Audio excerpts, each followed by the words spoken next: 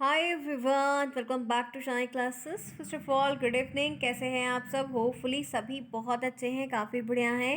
Good evening, good afternoon, good morning, सभी के अलग अलग विशेष है। चलिए आइए करते हैं शुरुआत आज की इस क्लास की, जहाँ पर आपको आपके ऑब्जेक्टिव क्वेश्चंस मैं यहाँ पर करवाऊँगी, वो भी आपके सोशल साइंस के हैं। और ये लगभग मोर देन 100 क्वेश्चन है, फटाफट करवाऊँगी, तो ध्यान से एक बार पूरा फाइनल रिवीजन देखिएगा। आपके बहुत सारे क्वेश्चंस हैं जो डेफिनेटली रिपीट होने ही वाले हैं। इनमें से काफ़ी कुछ है जो पुराने पेपर से संबंधित है, तो आइए बिल्कुल भी टाइम को वेस्ट नहीं करते हैं। क्वेश्चन नंबर 1 आपके सामने स्क्रीन पर है।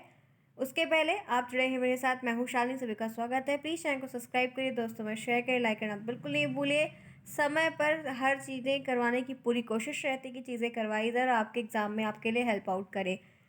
क्वेश्चन नंबर 1 आपके सामने स्क्रीन पर है। हिस्ट्री का क्वेश्चन है। इतिहास हमारे संपूर्ण अतीत का पूर्व विवरण और वैज्ञानिक अध्ययन होता है। जी हाँ, ये जो स्टेटमेंट है किसने कही है? तो प्रोफेसर कार्क ने कही है, प्रोफेसर घाटे ने कही है, रैप्सन ने कही है, विश्व कोश ने कही है। ये स्टेटमेंट जो है किसकी है? कौन सा ऑप्शन होगा? तो ध्यान रखिएगा, आपको इस क्वेश्चन का आपका बी ऑप्शन प्रोफेसर घाटे, ये बी ऑप्शन आपका करेक्ट है। तो पहले भी जिन्होंने भी चूज़ किया उन्हें 1 नंबर प्राप्त होता है। क्वेश्चन नंबर 2 है आपके सामने। इतिहास जानने के स्रोत हैं, जो रिसोर्स हैं वो क्या क्या है? पुरातत्व है, मुद्रा और अभिलेख है, साहित्यिक स्रोत और विदेशी यात्रियों के विवरण हैं, उपरोक्त सभी। तो इतिहास को जानने के रिसोर्स है, जहाँ से हम हिस्ट्री को जानते हैं, समझते हैं, उसके बारे में हमको इतनी सारी जानकारियाँ हैं, वो पुरातत्व भी है, मुद्रा और अभिलेख भी है, साहित्यिक स्रोत और विदेशी यात्रियों के विवरण भी हैं। तो आपका डी ऑप्शन जो है वो करेक्ट है। इसी के साथ नेक्स्ट आइए, थर्ड क्वेश्चन स्क्रीन पर है। थोड़ा सा कम विजिबल है लेकिन मैं पढ़कर बता रही हूँ। आग की खोज किस समय की गई थी? फायर की जो खोज हुई थी वो किस काल में हुई थी? पूर्व पाषाण काल, नव पाषाण काल, मध्य पाषाण काल और कांस्य काल में हुई थी। फायर की जो खोज हुई थी वो किस काल में हुई थी? हम सभी जानते हैं पूर्व पाषाण काल में हुई थी। इसी के साथ नेक्स्ट देखिए, नव पाषाण काल की सबसे महत्वपूर्ण उपलब्धि क्या है? आग की खोज, कला का विकास, पहिए का आविष्कार, उपरोक्त सभी। बताइए इनकी सबसे मेन उपलब्धि क्या है? तो नवपाषाण काल का पहिए का आविष्कार, बी ऑप्शन आपका करेक्ट होगा। नेक्स्ट देखते हैं, वो काल जिसके लिए कोई लिखित साधन उपलब्ध नहीं, उसे हम क्या कहते हैं? पहला ऑप्शन प्रागैतिहासिक है, अनैतिहासिक है, ऐतिहासिक है, इनमें से कोई नहीं। फिफ्थ का राइट आंसर क्या होगा? तो ये ध्यान रखिएगा, फिफ्थ में आपका एक ऑप्शन सही है, जिसमें कोई लिखने वाले सोर्स, बुक, कोई समथिंग कुछ भी अवेलेबल नहीं है, वो प्रागैतिहासिक काल होता है। इसी के साथ नेक्स्ट है, पुरापाषाण काल में मानव का व्यवसाय क्या था? काम क्या करते थे? रोजगार क्या था? आखेटक का था, व्यापार का था, कृषि का था, शिल्प का था। तो सिक्स्थ का जो राइट आंसर आप सभी जानते हो, कृषि का काम था। ठीक है, खेती किसानी। नेक्स्ट देखिए, पुरापाषाण काल में मानव कैसा था? मांसाहारी था, शाकाहारी था, दोनों था, कोई नहीं। तो पुरापाषाण काल के समय जो मनुष्य थे वो कैसे थे? कह सकते हैं मांसाहारी और शाकाहारी दोनों हुआ क्योंकि फल फूल वगैरह भी खाया करते थे। आदि मानव का मुख्य सहयोगी जानवर कौन था? बकरी, कुत्ता, घोड़ा, गाय। बताइए एट्थ में क्या होगा? तो ये कुत्ता जो था ये इनका उस समय के लिए इनका सहयोगी जानवर कहलाया गया। नवपाषाण काल के लोगों में प्रथा, शिव जो प्रथा थी शव को दफनाने की, ठीक है, तो जलाने की थी, मतलब क्या होता था उस टाइम ड्यूरेशन में? दफनाने की, बहाने की, खुले स्थान पर छोड़ने की। तो उस टाइम ड्यूरेशन में जो भी चीज़ें वो दफनाने वाली जो प्रक्रिया थी वो हुआ करती थी। नेक्स्ट आइए, और उनके साथ जो उनके सामान होते थे वो भी उसमें दफन कर दिए जाते थे। क्वेश्चन नंबर 10 स्क्रीन पर है। नवपाषाणकालीन मानव किस जानवर को नहीं पालते थे? कुत्ता, भेड़, बकरी, हाथी और गाय। तो यहाँ पर ध्यान रखना है, बहुत बेसिक सी बात है, हाथी कोई नहीं पालता, खुद को खाने को नहीं, तो हाथी कहाँ से खिलाएंगे? क्वेश्चन नंबर 11 है। संसार में बैंकिंग प्रणाली सबसे पहले शुरू हुई, बैंक का जो सिस्टम है वो सबसे पहले कहाँ पर शुरू हुआ? मेसोपोटामिया में, चीन में, मिस्र में, यूनान में। 11 का जो राइट आंसर है वो ध्यान रखिएगा, चीन में। कहाँ पर? चीन में काफ़ी चीज़ों की शुरुआत सबसे पहले देखने को मिलती है। सिंधु घाटी सभ्यता थी, ये क्वेश्चन रिपीट हुआ है, मल्टीपल चॉइस क्वेश्चन में आता है। ग्रामीण सभ्यता थी, अर्धनगरी थी, नगरीय थी। सिंधु घाटी सभ्यता कैसी सभ्यता थी? तो ध्यान रखिएगा, एक नगरीय सभ्यता थी। कैसी सभ्यता थी? आपके 12th का बी ऑप्शन आपका करेक्ट होगा। नेक्स्ट आइए, मोहनजोदड़ो के नगर बसे थे किधर? आजकल के गांव की तरह थे, टेढ़ी मेढ़ी गलियों में थे, एक निश्चित योजना के अनुसार थे। ये क्वेश्चन आपके विशेषता में लिखने को आएगा। तो 13 का राइट आंसर यहाँ पर पता है, एक निश्चित योजना के अनुसार से। 13 में सी जिन्होंने भी चूज किया उन्हें 1 नंबर मिलता है। बहुत ही अच्छा है और बहुत ही प्रॉपर तरीके से मैं आपको यहाँ पर ये चीज़ें करवा दूँ, आपका फाइनल रिवीजन हो ही जाएगा। बहुत सारे क्वेश्चन आपको रिपीट जरूर मिलेंगे। पिरामिड थे तो पिरामिड क्या थे? राजाओं के मकबरे थे, देवताओं के मंदिर, राजाओं के सभागार थे, इनमें से कोई नहीं।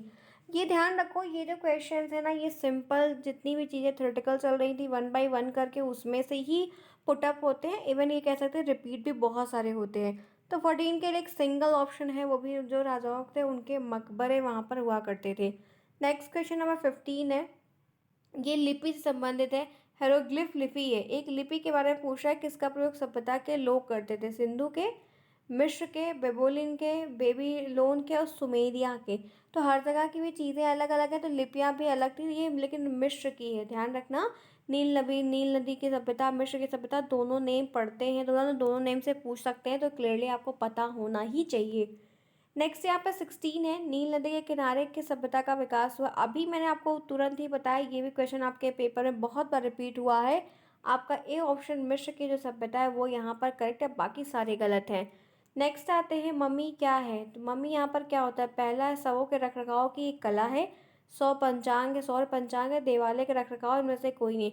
तो मम्मी जो आप पढ़ते हैं वो क्या होती है? तो ये जो 100 होते हैं उनके रख रखाव की एक कला है, ठीक है। 17 में आपका ए ऑप्शन करेक्ट होगा। नेक्स्ट आइए, अबू सिंबल क्या थी? देव मंदिर था, पिरामिड था, मम्मी था, इनमें से कोई नहीं। अबू सिंबल नाम से क्या समझ में आ रहा है? ये क्या है? अबू सिंबल क्या है? 18 का राइट आंसर क्या होगा? बहुत ही अच्छा क्वेश्चन है, ये ध्यान रखिएगा। अबू सिंबल यहाँ पर क्या है? एक मंदिर है, देव मंदिर है। आगे बढ़ते हैं, नेक्स्ट देखिए, कन्फ्यूशियस किस देश का रहने वाला था? ये क्वेश्चन पेपर में पूछा जा चुका है, रिपीट हुआ है। मिस्र का, चीन का, भारत का? कन्फ्यूशियस कहाँ का रहने वाला था? चीन का रहने वाला था, जो हमारे इंडिया में आया था। नेक्स्ट यहाँ पे है, यहाँ पे पूछा जा रहा है, मंदारिन कौन थे? बुद्ध जी और विद्वान थे, कारीगर थे, व्यापारी थे और कलाकार थे। तो ये 20 का जो राइट आंसर है, फिलहाल क्वेश्चन नया वो नहीं पता, तो बुद्ध जी और विद्वान थे। आइए आगे देखते हैं नेक्स्ट क्वेश्चन, कुतुबनुमा का आविष्कार किस देश में हुआ है? ये क्वेश्चन अच्छा है। चीन में, यूनान में, मिस्र में, कुतुबनुमा का आविष्कार किस देश में हुआ है? ये पुस्तक का नाम है, तो ध्यान रखिएगा, चीन में हुआ है, ठीक है, मतलब प्रेजेंट टाइम में चीन में। नेक्स्ट देखिए, यहाँ पे बारूद की खोज किस देश में हुई है? ये क्वेश्चन नहीं आएगा। भारत में, मिस्र में, चीन में, यूनान में। जो चीज़ें रिपीट होंगी वो बता देंगे कि ये आने की संभावनाएं ज़्यादा हैं, तो वो भी चीन में ही हुई है, ठीक है। नेक्स्ट है, प्रतियोगी परीक्षा सर्वप्रथम किस देश में शुरुआत हुई है? तो ये भी आपको ध्यान रखना है, चीन में ही हुई है। चीन की महान दीवार का निर्माण किसने करवाया था? ये देखिए, आपका अति लघुत्तरी में भी वही दे देते हैं, वही बहुविकल्पी भी रिपीट करके देते हैं, तो यहाँ पर सी ऑप्शन आपका सी हांगटी है, ठीक है। 24 में सी होगा। बिल्कुल भी टाइम वेस्ट नहीं करेंगे क्योंकि सारा रिवीजन करना है, तो फटाफट देखेंगे। निम्नलिखित में से कौन सा विद्वान आर्यों का मूल स्थान मध्य एशिया मानता है? मैक्स मुलर पहला, उसके बाद गंगनाथन झा, बाल गंगाधर तिलक और संपूर्णानंद। 25 में क्या होगा? तो 25 का जो राइट आंसर है वो मैक्स मुलर है, ठीक है। नेक्स्ट देखते हैं 26, निम्नलिखित में से कौन सा वेद सबसे प्राचीन है? हम सभी जानते हैं ऋग्वेद। प्राचीन का मतलब क्या निकलता है? सबसे पुराना है, सबसे पहले बना है, तो ऋग्वेद। निम्नलिखित में से कौन सा पुरुषार्थ है? ब्राह्मण, मोक्ष, क्षत्रिय और शूद्र। पुरुषार्थ की बात समझ में आ रही है यहाँ पर, कौन सा पुरुषार्थ है? तो ये ध्यान रखना, मोक्ष यहाँ पर है, बाकी और चीज़ें आपकी अलग है। नेक्स्ट आइए, निम्नलिखित में से कौन सा आश्रम नहीं है? ब्रह्मचर्य नहीं, गृहस्थ नहीं, संन्यास नहीं है और काम नहीं है। अच्छा प्रश्न है। 28 का जो राइट आंसर है वो काम जो है वो आपके आश्रम में नहीं आता, ठीक है। नेक्स्ट देखिए, वैदिक सभ्यता का संबंध किस काल से है? पूरा पाषाण काल से, उत्तर पाषाण काल से, कांस्य से, लौह से? ये प्रश्न आएगा। 29 आएगा, रिपीट हो सकता है, तो ध्यान रखिएगा, वैदिक सभ्यता का किससे संबंध है? वैदिक सभ्यता का आयरन एज के बाद की चीज़ें हैं। नेक्स्ट आते हैं, क्वेश्चन नंबर 30 है, महात्मा बुद्ध के समय जनपदों की संख्या। ये क्वेश्चन अच्छा है, बताइए क्या होगा 30 में? तो ध्यान रखना, एक सिंगल ऑप्शन आपका करेक्ट है, 16, ठीक है। बहुत बार आपने पढ़ा है, नाम पढ़ा है, राजधानी, राजा का नाम, सब कुछ पढ़ा है, तो ये चीज़ें रिपीट हो सकती है मल्टीपल टाइम। कौशल महाजनपद की राजधानी, मैंने हमेशा आपको कहा है, ये राजधानी पूछता है बहुविकल्पी में, तो श्रावस्ती है, चंपा है, वाराणसी है, कौशाम्बी है। 31 में क्या होगा? 31 का जो राइट आंसर है वो श्रावस्ती है, आपका ए ऑप्शन करेक्ट है। नेक्स्ट आते हैं, देखते हैं 32, बौद्ध एवं जैन साहित्य में कितने गणराज्यों का उल्लेख मिलता है? 5 का, ए 5 है, 10 है, 15 है और 18 है। बौद्ध एवं जैन साहित्य में कितने गणराज्यों का उल्लेख देखने को मिलता है? तो 32 का जो राइट आंसर है वो आपका 10 है, ध्यान रखना, 10 उल्लेख है। प्रथम बौद्ध संगति का आयोजन किसने किया था? बिंबिसार ने, अजातशत्रु ने, कालाशोक ने और महापद्मानंद ने। 33 में कौन सा ऑप्शन है जो करेक्ट होगा? सिंगल वन ऑप्शन कौन सा करेक्ट होगा, ये ध्यान रखिएगा। प्रथम बौद्ध संगति का आयोजन किसने किया था? अजात शत्रु ने किया था, बी ऑप्शन। ये क्वेश्चन रिपीट होता है, ध्यान रखना, बहुत बार पूछा जा चुका है, तो गलतियां कल के पेपर में बिल्कुल नहीं होनी चाहिए। नेक्स्ट आइए इसी के साथ, द्वितीय बौद्ध संगति का आयोजन किसने किया? उदयन ने, महापद्मानंद ने, कालाशोक ने और शिशुनाग ने। 34 में क्या होगा? 34 का जो राइट आंसर है वो कालाशोक होगा, आपका बी ऑप्शन ध्यान रखिएगा। क्वेश्चन 100% चांस है कि आपका पहला और दूसरा भी रिपीट होगा। महावीर का जन्म कहाँ हुआ है? कपिलवस्तु में, कुंडग्राम में, कुशीनगर में, वैशाली में। क्वेश्चन अच्छा है, रिपीट हुआ, पेपर में आ चुका है, तो राइट आंसर कुंडग्राम में हुआ है, इतना आपको ध्यान रखना होगा। इसी के साथ नेक्स्ट आते हैं, अगर एक दो क्वेश्चन आगे पीछे कोई रॉन्ग होते हैं तो करेक्ट कर लीजिएगा, ध्यान रखिएगा, क्योंकि इतनी सारी चीज़ें होती हैं, हम भी भूल जाते हैं। नेक्स्ट आइए 36 है, महापरिनिर्वाण की घटना का आशय क्या है? गौतम बुद्ध के जन्म से है, बुद्ध के ज्ञान प्राप्ति से है, चंपा से है, बुद्ध के देवासन से? बताइए 36 में क्या होगा?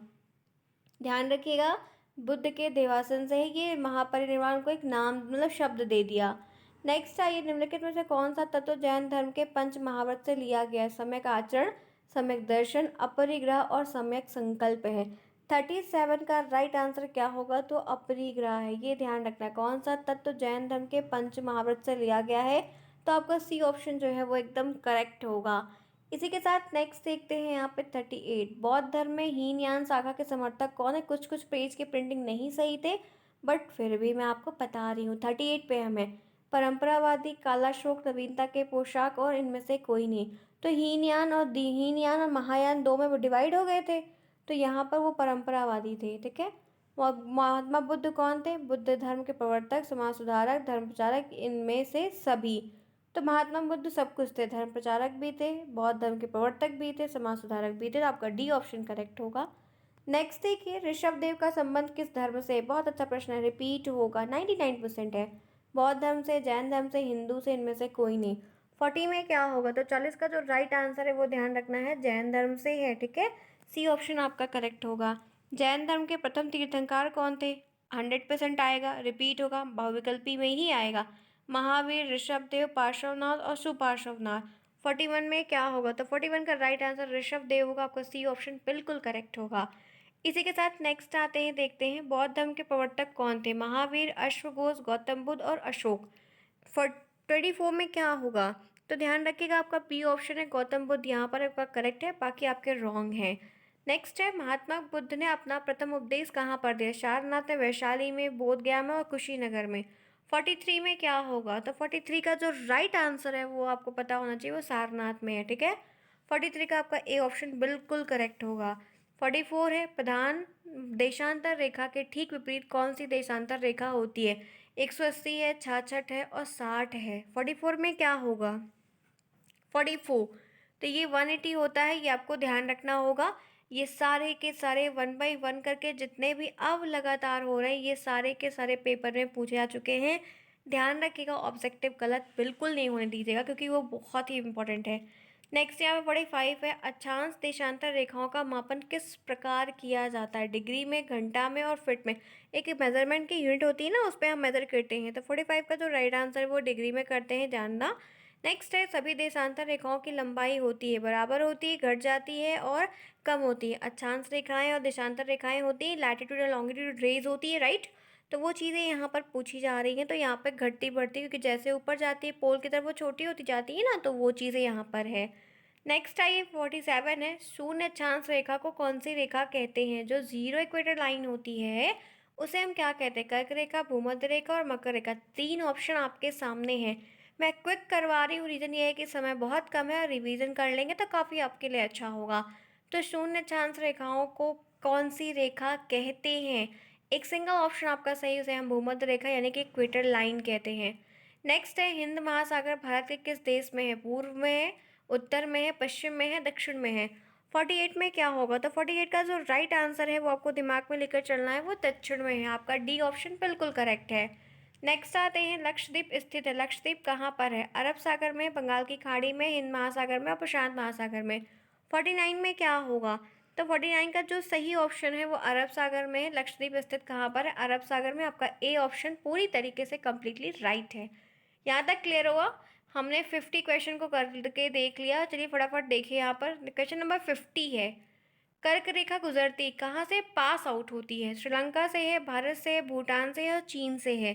50 में क्या सही होगा? हम लोग 50 क्वेश्चन को कर लिया 15 मिनट में। इतनी फास्ट करा ताकि आप लोग का सारा रिवीजन हो जाए एक सिंपल वे में। तो ये भारत से गुजरती है, यह ध्यान रखना है।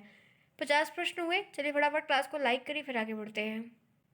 एक छोटा सा लिटिल बिट ब्रेक लेते हैं कि ताकि मैं और स्पीड के साथ बाकी के जो क्वेश्चन हैं वो भी करवा पाऊँ, और मोस्टली यही चाहूँगी कि आज आपके पेपर इतने फंस जाएं कि वो रिपीट हो जाए।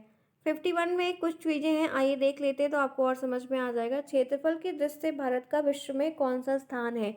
चौथा है, छठा है, पाँचवा है और सातवां है। 51 में क्या होगा? 51 का जो राइट आंसर है वो सातवां है, ये ध्यान रखें, 7th पोजीशन पे है। नेक्स्ट आइए, भारत के किस राज्य की सीमा बांग्लादेश की सीमा से नहीं मिलती है, नहीं मैच होती है? मेघालय है, असम है, त्रिपुरा है और मणिपुर है। 52 का कौन सा सही होगा? तो ध्यान रखिएगा, एक सिंगल ऑप्शन है जो नहीं मिलती, वो मणिपुर की नहीं मिलती, बाकी सारे बॉर्डर्स जो है वो टच होते हैं। निम्नलिखित में से किस राज्य में समुद्र तट बिल्कुल नहीं? महाराष्ट्र में नहीं, केरल में नहीं, कर्नाटक में, झारखंड में नहीं है।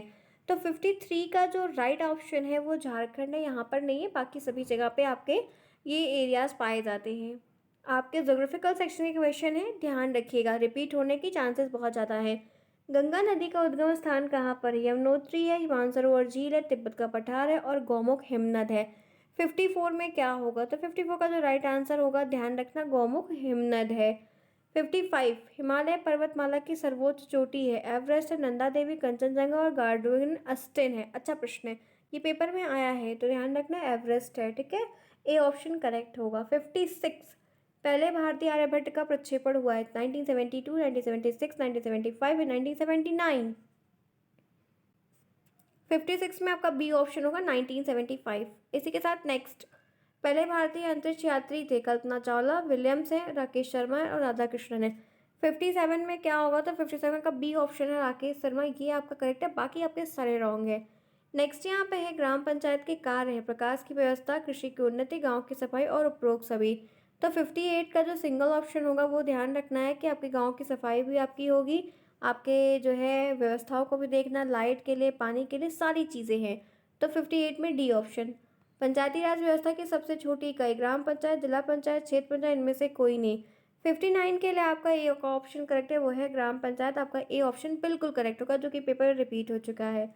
जिला पंचायत का कार्यकाल कितना होता है? 5 वर्ष, 8 वर्ष, 7 वर्ष, 10 वर्ष। 60 में क्या होगा? तो राइट आंसर आपका 5 वर्ष होता है, ये पता होना चाहिए। आगे बढ़िए, क्षेत्र पंचायत के कार्य हैं, क्या होते हैं? कृषि योग्य भूमि का विकास है, लघु सिंचाई संबंधी कार्य, कुटीर और लघु उद्योग का विकास, उपरोक्त सभी। क्षेत्र पंचायत के जो वर्क होते हैं वो क्या होते हैं? तो यहाँ पर ध्यान रखना, उपरोक्त सभी आपका सही होगा, बाकी सारे ऑप्शंस आपके, इस भूमि का विकास करना, लघु सिंचाई के संबंधी काम करना, कुटीर लघु लघु उद्योग को भी लाना ताकि लोगों को व्यवसाय मिल पाए। 62, नगर पालिका के कार्य बताइए। आएगा प्रश्न, लिखने को रिपीट हुआ है। नगरों की सफाई व्यवस्था, नगर के पेयजल की व्यवस्था, सार्वजनिक स्थानों पर प्रकाश की व्यवस्था, उपरोक्त सभी। डी ऑप्शन करेक्ट होगा, सफाई चाहिए, नगर के पानी की व्यवस्था होनी चाहिए और प्रकाश की व्यवस्था होनी चाहिए। नेक्स्ट 63 है, नगर पंचायत का कार्यकाल क्या होता है? 4 वर्ष, 6 वर्ष, 5 वर्ष, 8 वर्ष। 63 का जो राइट आंसर है वो 5 वर्ष होता है, पता होना चाहिए क्योंकि इंपॉर्टेंट है। जिले का कामकाज देखने का अधिकारी होता है आयुक्त, जिलाधिकारी, जिला विधिक शिक्षा अधिकारी और मुख्य विकास अधिकारी। 64 का जो राइट आंसर है वो पता होना चाहिए, सिंगल ऑप्शन जिलाधिकारी, आपका सी ऑप्शन बिल्कुल करेक्ट है। नेक्स्ट देखते हैं क्या है, जिले में परिवार कल्याण के कार्य करवाता है कौन? पुलिस अधीक्षक, जेलर, लोक अदालत, मुख्य चिकित्सा अधिकारी। ये प्रश्न आएगा। 65 का राइट आंसर है मुख्य चिकित्सा अधिकारी, ठीक है। जैन धर्म के प्रवर्तक कौन है? गौतम बुद्ध, शंकराचार्य जी और महावीर स्वामी और ईसा मसीह। अच्छा प्रश्न है। 66 राइट आंसर महावीर स्वामी है, सभी को पता है, बी ऑप्शन करेक्ट है। महावीर स्वामी निम्नलिखित में से किस चीज पर उपदेश नहीं दिया? कर्म के सिद्धांत पर, अजर अमर पर और पुनर्जन्म पर, अहिंसा पर। इन्होंने जो उपदेश नहीं दिया है वो एक बात पूछ रहा है, तो इन्होंने कर्म के सिद्धांत पर कोई भी उपदेश नहीं दिया है। महावीर स्वामी की तिथि का निर्माण क्या है? 599 ईसा पूर्व, 562, 5727 एंड 387। तो राइट आंसर आपका यहाँ पे एक सिंगल है, 527, 527 ईसा पूर्व तिथि है। महावीर स्वामी का जन्म कब हुआ है? तो ये आपका 527, 567, 67 और 63 और 99। तो यहाँ पर सेम आंसर आपको नहीं होगा। जन्म की और ये चीज़ें थोड़ी अलग होती, ध्यान रखिएगा। किस स्थिति का को निर्माण प्राप्त किया तो वो ये थी, और ये 599 है। ठीक है, आगे बढ़िए। जैन धर्म से संबंधित निम्न में से कौन सी बात सही है? जैन धर्म ईश्वर में अटूट विश्वास है, विश्वास नहीं है, आत्मा में है, अहिंसा में है, नहीं है, बताइए। तो ध्यान रखिएगा, एक सिंगल ऑप्शन आपका 70 का सही है, वो है जैन धर्म को ईश्वर में विश्वास बिल्कुल भी नहीं है। आगे बढ़िए। 71, फतेहपुर सिकरी आगरा की खुदाई जैन सरस्वती की मूर्ति मिली थी। तो कब मिली थी? 1999 में मिली थी। ठीक है, तब खुदाई हो रही थी। आगे बढ़ते इसी के साथ नेक्स्ट क्वेश्चन देखते हैं। जैन धर्म के पहले तीर्थंकर कौन थे? ऋषभदेव, अजीतनाथ, महावीर स्वामी और सुमितनाथ। ध्यान रखिएगा, आपका ए ऑप्शन ऋषभदेव जो है वो सही है, बाकी ऑप्शन आपके गलत है। यहाँ पर है गया किस धर्म का प्रसिद्ध स्थान है? जैन धर्म का, बौद्ध का, इस्लाम का, ईसाई का। तो जो गया है वो आपका बौद्ध धर्म का स्थान है। ठीक है, ध्यान रखिएगा। कन्फ्यूशियस कौन था? तो ये एक चीन का धर्म सुधारक था। बहुत ही सिंपल सी बात है, चीन से ही आया था, तो चीन का ही था। गौतम बुद्ध की मृत्यु कब हुई? डेथ भी पूछते हैं इनकी, तो ध्यान रखिएगा 483 ईसा पूर्व में हुई। सी ऑप्शन आपका करेक्ट है। नेक्स्ट आइए। गौतम बुद्ध संबंधित निम्न में से कौन सी बात सत्य है? बौद्ध धर्म अहिंसा पर बल देता है, बौद्ध धर्म वर्ण व्यवस्था का समर्थक है, धर्म आत्मावादी, धर्म का ईश्वर में विश्वास है। 76 में क्या होगा? तो ध्यान रखिएगा, आपको एक सिंगल बात समझनी है, आपका ए ऑप्शन यहाँ पर जो है वो पूरी तरीके से करेक्ट है। नेक्स्ट आइए। जैन धर्म तथा बौद्ध धर्म में निम्न में से कौन सी समानता है? आत्मवादी है, अनीश्वरवादी, ईश्वर में आस्था है, दुखवाद है। तो 77 का राइट आंसर यहाँ पर अनीश्वरवादी है, ये ध्यान रखिएगा। दोनों में सेम चीज़ें हैं। बौद्धकालीन जनपदों की संख्या कितनी थी? 78 का 16 महाजनपदों की बात थी, जो कि राजधानी का नाम याद रखिएगा।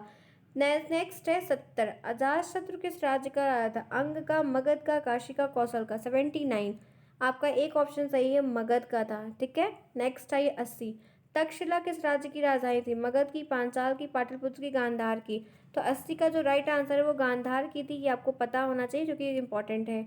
आर्य लोग सबसे पवित्र महत्वपूर्ण पशु किसको मानते थे? बैल को, घोड़ा को, गाय को, हाथी को। 81 का जो राइट आंसर है वो गाय को मानते थे। आर्य साहित्य लिखा गया है पाली भाषा में, प्राकृत में, संस्कृत में, द्रविड़ में। 82 में क्या होगा? तो आर्य साहित्य जो है संस्कृत में लिखा गया, बी ऑप्शन आपका करेक्ट है। नेक्स्ट आइए 83, गायत्री मंत्र को आर्य को किस ग्रंथ में दिया है? ब्राह्मण ग्रंथ में, ऋग्वेद में, अर्थवेद में और सामवेद में। किस में है गायत्री मंत्र? तो ऋग्वेद में ही है। नेक्स्ट क्वेश्चन 84, वैदिक काल में राजा के राज्याभिषेक के लिए कौन सा यज्ञ होता था? राजा के राज्याभिषेक के लिए तो राजसूय यज्ञ होता था, उसको किया जाता था। नेक्स्ट, हमारे ऋषि मुनियों में श्रेष्ठ पुरुषार्थ किसको मानते हैं? धर्म को, अर्थ को, काम को, मोक्ष को। तो सबसे श्रेष्ठ मोक्ष को माना जाता है। मेसोपोटामिया की सभ्यता का जन्म कहाँ हुआ है? नील नदी पे, सिंधु घाटी में, दजला फरात की नदी और यांगटीसी नदी में। 86 का राइट आंसर है दजला फरात की नदी में। ये पेपर में रिपीट होगा, बहुत बार पूछा गया है। फिर यहाँ पर है ताओवाद नाम के दर्शन चलाने वाला कौन था? सुकरात, मेसियस, प्लेटो और लायो। 87, तो यहाँ पर राइट आंसर लायो, ये out of the box question है। नेक्स्ट आइए, शासन अधिकारियों के लिए प्रतियोगी परीक्षा का प्रचलन सबसे पहले किस जगह पर हुआ? बार बार पूछता है, हो सकता है याद है, चीन में हुआ। आगे बढ़ते हैं। चाणक्य द्वारा लिखी गई अर्थशास्त्र के वर्णन तत्कालिक किसमें है? तो सामाजिक स्थिति का, धार्मिक का, सब कुछ का और बी का। तो ये क्वेश्चन अच्छा है, पेपर में आया भी हुआ है, यहाँ पे भी आपका डी ऑप्शन होगा कि चाणक्य की जो अर्थशास्त्र है वो सामाजिक, राजनीतिक, धार्मिक, आर्थिक सारी चीज़ें इसमें लिखी हुई हैं। आगे बढ़ते हैं। नेक्स्ट, आदि मानव अपनी रक्षा के लिए जिन औजारों का प्रयोग करते थे वे बने थे किसके? लोहे के, पत्थर के, तांबा के और पत्थर के। पत्थर के 2 बार ऑप्शन है, तो 90 में पता है पत्थर के बने थे उस समय, इसीलिए स्टोन एज कहा गया था। निम्नलिखित में से कौन सा विषय सामाजिक अध्ययन के अंतर्गत नहीं आता? नागरिक शास्त्र, इतिहास, भूगोल, रसायन शास्त्र है, साइंस में आता है। नेक्स्ट आइए, हड़प्पा नामक स्थल किस प्रांत से संबंधित है? बिहार से, उत्तर प्रदेश, पंजाब, हरियाणा से। तो हड़प्पा नामक स्थल अगर देखा जाए तो पंजाब के रीजन के पास से संबंधित है, तो आपका सी ऑप्शन करेक्ट होगा। इसी के साथ नेक्स्ट आते हैं 93। हम 93 पर हैं। 93 बहुत होता है, ध्यान से देखिएगा, बहुत कुछ आपको रिपीट करवा दूंगी पूरा A to Z। मोहनजोदड़ो से प्राप्त नर्तकी की मूर्ति किस धातु की बनी? कांसे की, लोहे की, तांबे की। जो नहीं दिख रहा है बता रहे इसको सुन लीजिए, तो वो कांसे की बनी हुई थी। नेक्स्ट है 94 है, मेसोपोटामिया किस देश से संबंधित है? ईरान से, तेहरान से, इराक से, पाकिस्तान। मेसोपोटामिया इराक से संबंधित है। नेक्स्ट आइए 95, देखते ये क्वेश्चन पेपर के हैं सारे। पिता शब्द हिंदी का किस, इसका फारसी शब्द क्या होगा? पातर होगा, पिदर होगा, फादर होगा, पितृ होगा। तो 95 का राइट आंसर पिदर होगा, ये ध्यान रखना। 96 है, वैदिक काल में एक ही वंश के सभी लोग को कहते थे। वंशज है, भीड़ है, परिवार है और जन है। 96 का जो राइट आंसर होगा वो वंशज कहा जाता है, ये आपको पता होना चाहिए। ग्रह को अंग्रेजी भाषा में क्या कहते हैं? प्लांट कहते हैं, प्लैनेट कहते हैं, प्लान कहते हैं, प्लांट कहते हैं। तो प्लैनेट कहते हैं, ये हमें पता है, बेसिक प्रश्न है। हमारे सौरमंडल में कुल कितने ग्रह हैं? तो हमें पता है 8 होते हैं। बहुत ही सिंपल प्रश्न है, बिल्कुल भी टाइम वेस्ट नहीं करेंगे। पुच्छल तारा बने होते हैं, किसके बने होते हैं? चट्टानों के, आकाशीय पिंड के, बर्फ के, आकाशीय पिंड के, चट्टान के, बर्फ, धूल, गैस के, धूल के, आकाशीय पिंड के। तो हम जानते हैं 99 पे हम हैं और डी ऑप्शन सारे ऑप्शन में से बेस्ट है। नेक्स्ट है 100, 100वां क्वेश्चन यहाँ पर। एक पूर्णिमा से दूसरी पूर्णिमा तक अपनी कलाओं को पूरा करने में चंद्रमा को लगने वाला समय? 31 दिन का, 30 दिन का, 29 दिन, 8 घंटे, 28 दिन, 23 घंटे। अच्छा प्रश्न है, पेपर में आ भी चुका है। तो राइट आंसर यहाँ पे 29 दिन 8 घंटे लगते हैं, सी ऑप्शन करेक्ट है। ग्लोब प्रतिरूप है किसका? पृथ्वी का, चंद्रमा का, सूर्य का, तारा का। किसका वो मॉडल है? तो पृथ्वी का है। ठीक है, नेक्स्ट 102 है, गांव में सार्वजनिक सुविधाओं का प्रबंध करने की व्यवस्था होती थी।